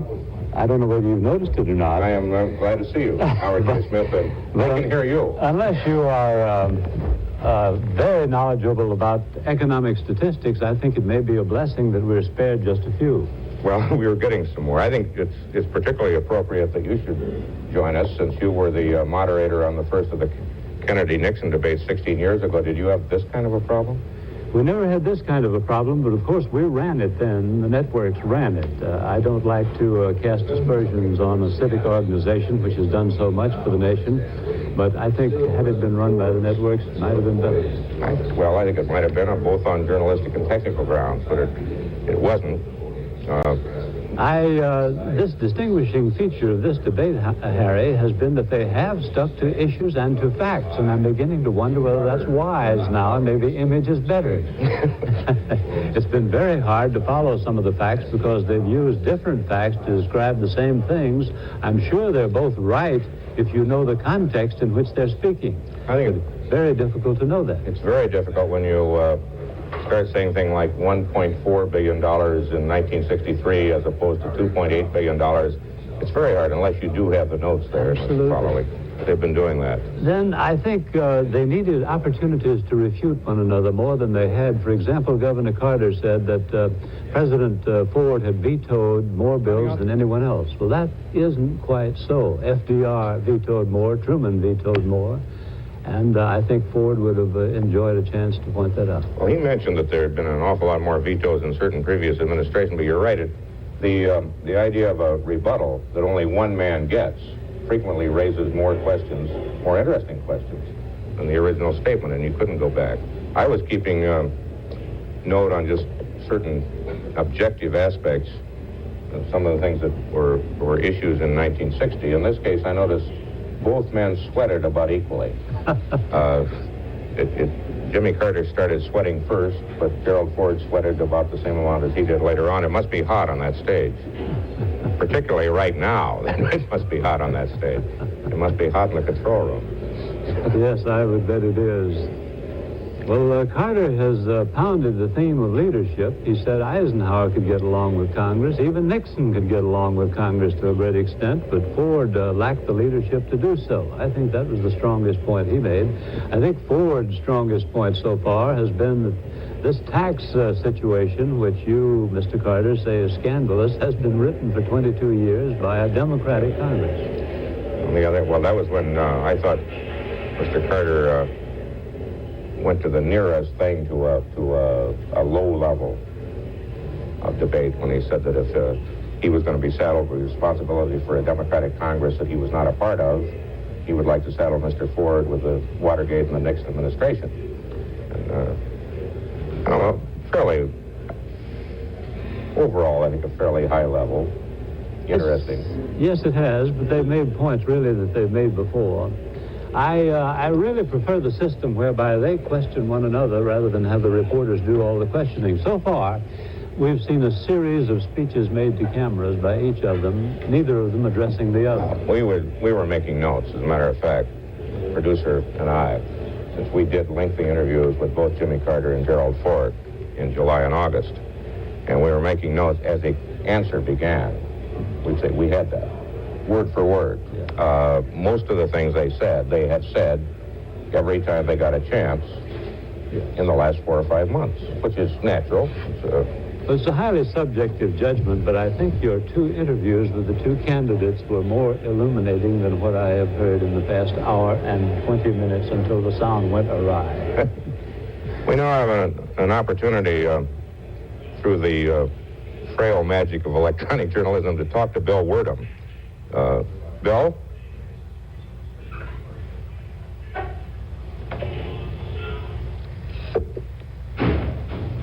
The man on our screen is Edwin Newman, who was doing a mic check, which we can't hear. Dealt with the control. ABC's Bill Werdum is... We propose to pick up where the interruption... Oh, now we can hear, Mr. I would Newman. like to say before we do that we're grateful to for their patience and understanding, and I have just been told that what I have said has not been heard. So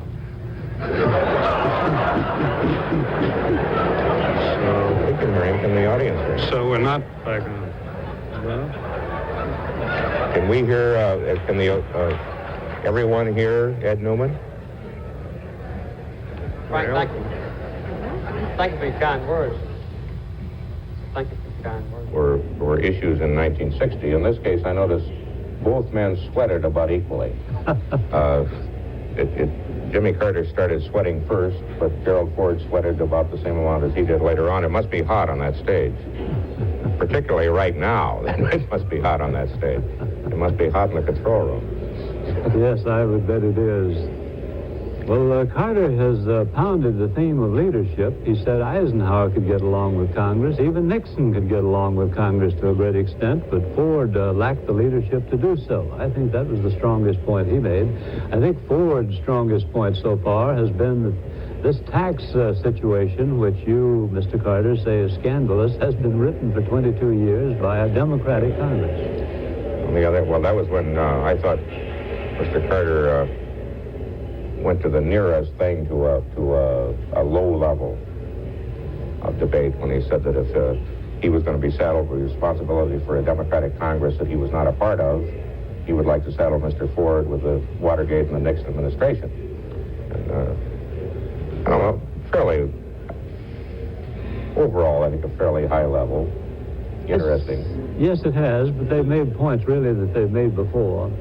I really prefer the system whereby they question one another rather than have the reporters do all the questioning. So far, we've seen a series of speeches made to cameras by each of them, neither of them addressing the other. We were making notes, as a matter of fact, producer and I, since we did lengthy interviews with both Jimmy Carter and Gerald Ford in July and August. And we were making notes as the answer began. We'd say we had that, word for word. Most of the things they had said every time they got a chance in the last 4 or 5 months, which is natural. It's a highly subjective judgment, but I think your 2 interviews with the 2 candidates were more illuminating than what I have heard in the past hour and 20 minutes until the sound went awry. We now have an opportunity through the frail magic of electronic journalism to talk to Bill Werdum. Bill?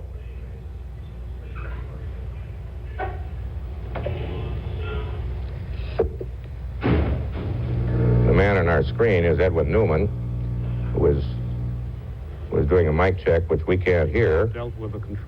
ABC's Bill Werdum is... We propose to pick up where the interruption... well, now we occurred. can hear Mr. I would Newman. like to say before we do that we're grateful for their patience and understanding, and I have just been told that what I have said has not been heard. So we can hear him in the audience. So we're not back on. Well, can we hear? Can everyone hear Ed Newman? Frank, thank you. Thank you for your kind words. Thank you for your kind words. I think I've got an anti-NBC earpiece here because I can't hear Ed Newman. Well, apparently people watching ABC can hear Ed Newman, and ABC, in a generous spirit, is trying to enable the people watching CBS and NBC to hear Ed Newman.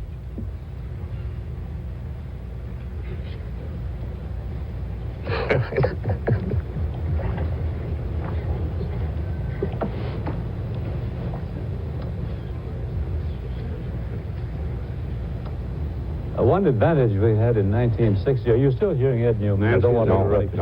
One advantage we had in 1960 was the debates were 1 hour. That left 30 minutes. They tell me because when we go back on, I'd like to know how long. Yeah, I'd like to know how long we've been on. Yeah. When we go back on, do you intend to go straight to this closing statement? Just, no, Governor Carter to finish. But no further But no further questioning. Ed, I'll just say one sentence and then... Okay. What we can hear now is Ed Newman talking to a producer, and they're discussing the mechanics of what do you do with a 90-minute debate, which was interrupted at the 82-minute point when you go back on. What do you do with network schedules? What do you do with the League of Women Voters rules? And Mr. Newman, as you would in a similar case, or I would, wants to know, what are the rules? Do you pick up Governor Carter exactly when he finished?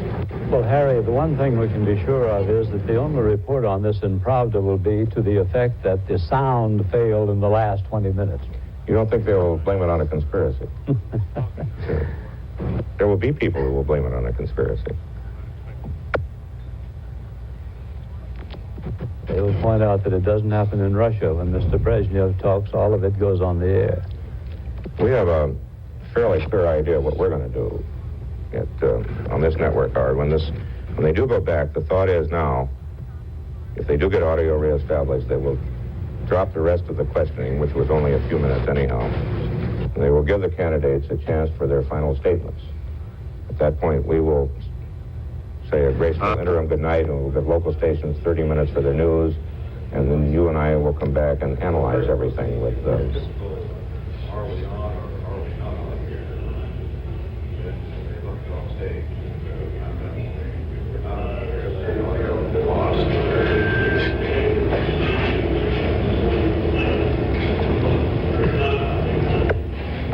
keep hearing in the audio from the Chestnut Street Theater, I keep hearing people saying, are we on or aren't we? And I assume that all of you are hearing that kind of background noise, too. Apparently, almost everybody in Philadelphia is on except the candidates in the panel. The President, however, went on to seem to argue receipts as well. Whoever gets us back on the air receives in return 1 week at the Bellevue Stratford Hotel with room service for every meal.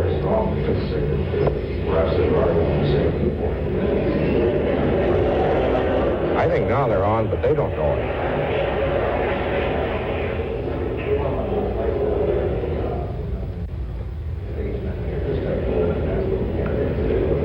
And Harry, it appears that the sound is back. Sounds like it, Vic, yes. Jimmy Carter sitting with hands folded, President Ford wiping his brow, and both of them getting a little warm under those lights. And now it's a case of just waiting till they get the technical go-ahead. We are certainly hearing full sound from the auditorium of Philadelphia's Chestnut Street Theater. The moderator, Edwin Newman, has not yet been told that the sound is back on, although we can hear it. He does not know that everything is reconnected. We send him a note.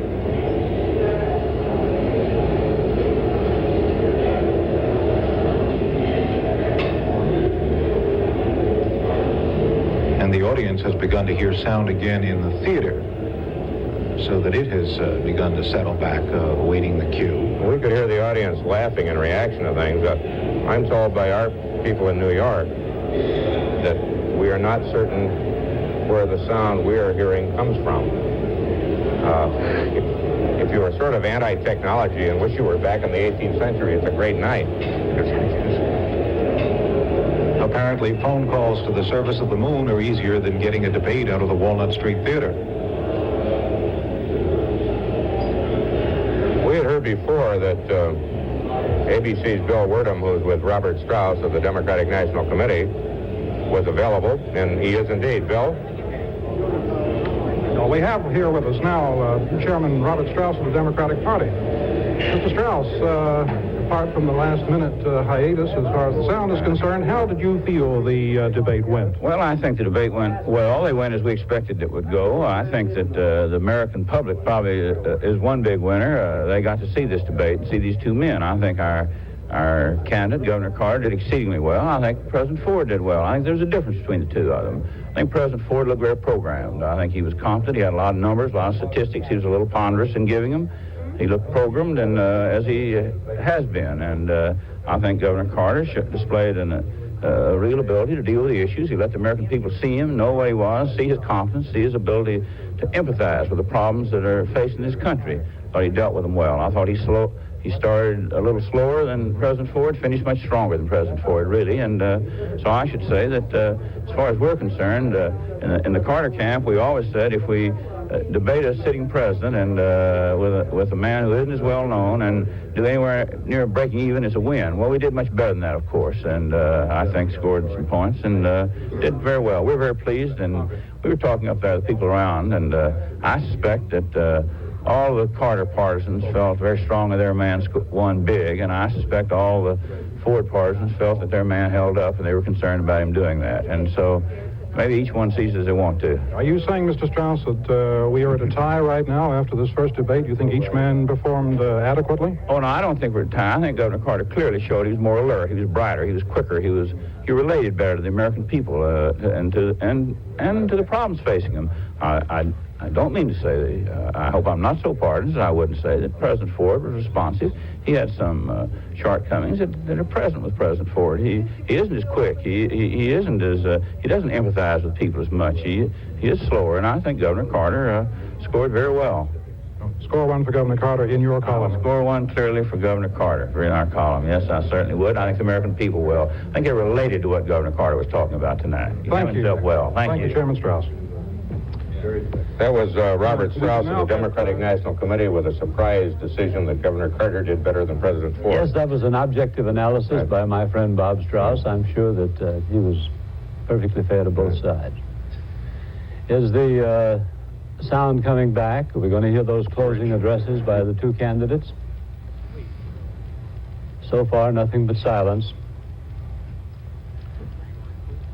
Well, I wonder what the public is going to have to say about this debate, because the public, I think, probably the average American is slightly less, and that's pretty bad, slightly less conversant with those economic statistics than I am, who have to study them all the time. And if you don't know them, it's very hard to follow what they were saying or to tell who's right. Right now, we are able to perhaps balance that little interview we had with Robert Strauss of the Democratic National Committee. ABC's Bill Wordham is going to talk to Ron Nesson. If Ron Nesson agrees that Governor Carter won, that's the way it went. Bill?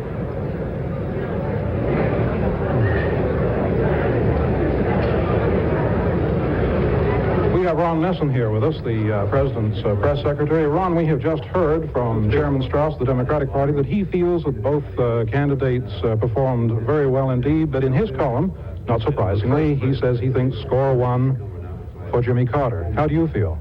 Not surprisingly, as you say.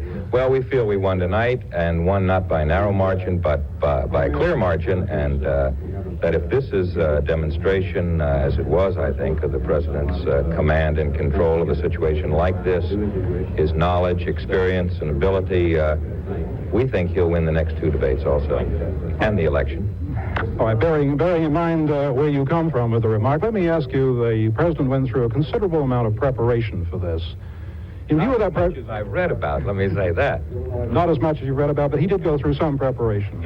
Do you feel that... he deals with these issues every day. It's not a question of starting from scratch and trying to learn all there is about jobs or learn all there is about inflation or any of the other issues. These are issues that flow across his desk every day and have for 2 years as president, 8 months as vice president, and 25 years in Congress, including a long session on the House Appropriations Committee. So it's not that he had to start from scratch and learn things and memorize things and prepare answers. He knows the answers because he has to sign or veto legislation. He has to send legislative proposals to Congress and so forth. Let me just ask one question of Mary Louise Smith here. I'm being told to wrap it up, ma'am. I'm sorry, we do not have time to come to you. I beg your pardon. Well, the Nesson-Strauss debate, I thought was a tie. What did you think? I thought it was, too. Would in any case be reported. There were no surprises.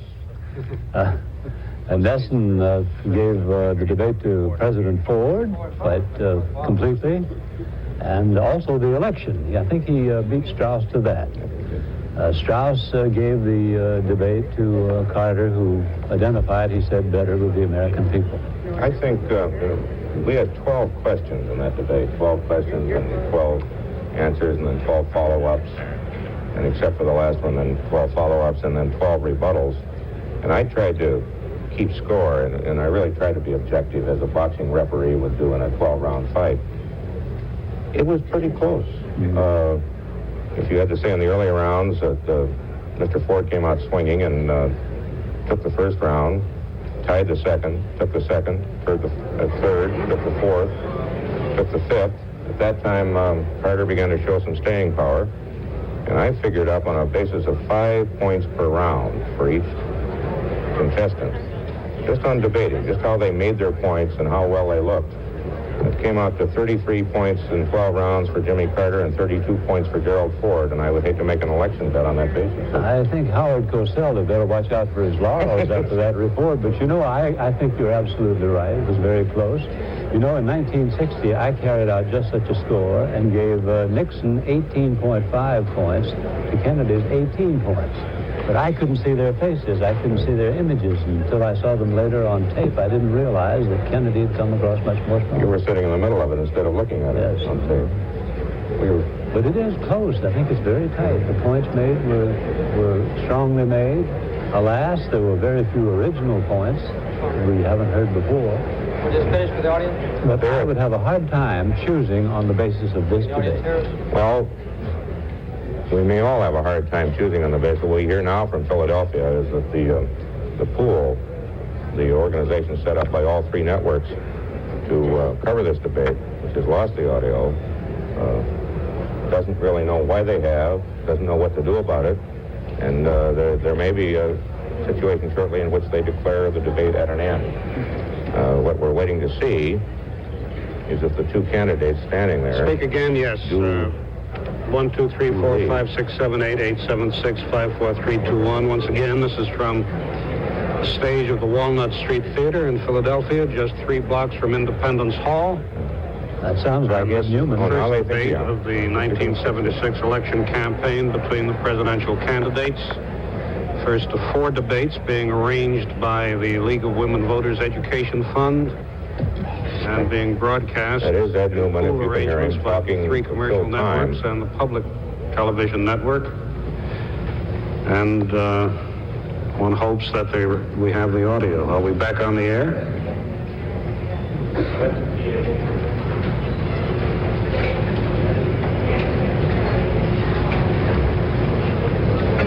Well, Ed Newman's back on the air. I don't know whether the 2 candidates are. Not clear that whether he knows whether he is or not. Ladies and gentlemen, it probably is not necessary for me to say that we had a technical failure during the debate. It was not a failure in the debate, it was a failure in the broadcasting of the debate. It occurred 27 minutes ago. The fault has been dealt with, and we want to thank President Ford and Governor Carter for being so patient and understanding while this delay went on. We very much regret the technical failure that lost the sound as it was leaving this theater. It occurred during Governor Carter's response to what would have been and what was the last question put to the candidates. That question went to President Ford. It dealt with the control of government intelligence agencies. Governor Carter was making his response and had very nearly finished it. He will conclude that response now, after which President Ford and Governor Carter will make their closing statements. Governor? There has been too much government secrecy and not enough respect for the personal privacy of American citizens. It is now time for the closing statements, which are to be up to 4 minutes long. Governor Carter, by the same toss of the coin that directed the first question to you, you are to go first now. Well, tonight we've had a chance to talk a lot about the past, but I think it's time to talk about the future. Our nation in the last 8 years has been divided as never before. It's a time for unity. It's a time to draw ourselves together, to have a president and a Congress that can work together with mutual respect for a change, cooperating for a change, in the open for a change, so that people can understand our own government. It's time for government, industry, labor, manufacturing, agriculture, education, other entities in our society to cooperate. And it's a time for government to understand and to cooperate with our people. For a long time, our American citizens have been excluded, sometimes misled, sometimes have been lied to. This is not compatible with the purpose of our nation. I believe in our country. It needs to be competent. The government needs to be well-managed, efficient, economical. We need to have a government that's sensitive to our people's needs, to those who are poor, who don't have adequate health care, who have been cheated too long with our tax programs, who've been out of jobs, whose families have been torn apart. And we need to restore the faith and the trust of the American people in their own government. In addition to that, we've suffered because we haven't had leadership in this administration. We've got a government of stalemate. We've lost a vision of what our country can and ought to be. This is not the America that we've known in the past. It's not the America that we have to have in the future. I don't claim to know all the answers, but I've got confidence in my country. Our economic strength is still there. Our system of government, in spite of Vietnam, Cambodia, CIA, Watergate, is still the best system of government on earth. And the greatest resource of all are the 215 million Americans who still have within us the strength, the character, the intelligence, the experience, the patriotism, the idealism, the compassion, the sense of brotherhood, on which we can rely in the future to restore the greatness to our country. We ought not to be excluded from our government anymore. We need a president who can go in who derives his strength from the people. I owe the special interest nothing. I owe everything to you, the people of this country. And I believe that we can bind our wounds. I believe that we can work together. And I believe that if we can tap the tremendous, untapped reservoir of innate strength in this country, that we can once again have a government as good as our people. And let the world know what we still know and hope for, that we still live in the greatest and the strongest and the best country on earth. President Ford, on November 2nd, all of you will make a very, very important decision. One of the major issues in this campaign is trust. A president should never promise more than he can deliver, and a president should always deliver everything that he's promised. A president can't be all things to all people. A president should be the same thing to all people. Another issue in this campaign, Governor Carter has endorsed the Democratic platform, which calls for more spending, bigger deficits, more inflation, or more taxes. Governor Carter has embraced the record of the present Congress, dominated by his political party. It calls for more of the same. Governor Carter, in his acceptance speech, called for more and more programs, which means more and more government. I think the real issue in this campaign, and that which you must decide on November 2nd, is whether you should vote for his promises or my performance in 2 years in the White House. On the 4th of July, we had a wonderful 200th birthday for our great country. It was a superb occasion. It was a glorious day. In the first century of our nation's history, our forefathers gave us the finest form of government in the history of mankind. In the second century of our nation's history, our forefathers developed the most productive industrial nation in the history of the globe. Our third century should be the century of individual freedom for all our 215 million Americans today and all that join us. In the last few years, government has gotten bigger and bigger. Industry has gotten larger and larger. Labor unions have gotten bigger and bigger. And our children have been the victims of mass education. We must make this next century the century of the individual. We should never forget that a government big enough to give us everything we want is a government big enough to take from us everything we have. The individual worker in the plants throughout the United States should not be a small cog in a big machine. The member of a labor union must have his rights strengthened and broadened, and our children in their education should have an opportunity to improve themselves based on their talents and their abilities. My mother and father, during the Depression, worked very hard to give me an opportunity to do better in our great country. Your mothers and fathers did the same thing for you and others.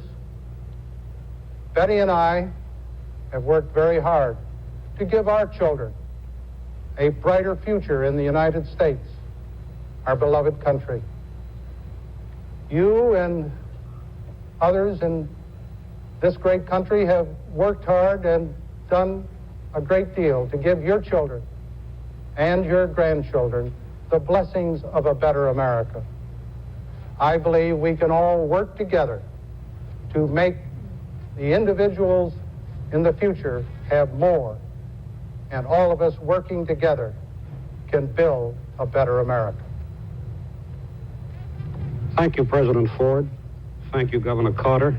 Our thanks also to the questioners and to the audience in this theater. We much regret the technical failure that caused a 28-minute delay in the broadcast of the debate. We believe, however, that everyone will agree that it did not detract from the effectiveness of the debate or from its fairness. The next presidential debate is to take place on Wednesday, October 6th in San Francisco at 9:30 p.m. Eastern Daylight Time. The topics are to be foreign and defense issues. As with all three debates between the presidential candidates and the one between the vice presidential candidates, it is being arranged by the League of Women Voters Education Fund in the hope of promoting a wider and better informed participation by the American people in the election in November. Now, from the Walnut Street Theater in Philadelphia, good night. Well, there you have it. PBS NewsHour's coverage. I'm going to find a way to just broadcast all night. Debate after debate after debate. Celebrating and honoring the independence of one of the greatest countries ever to exist on the planet. I wish I could say that I felt the same way about Canada, but I do not. I love you. I am out.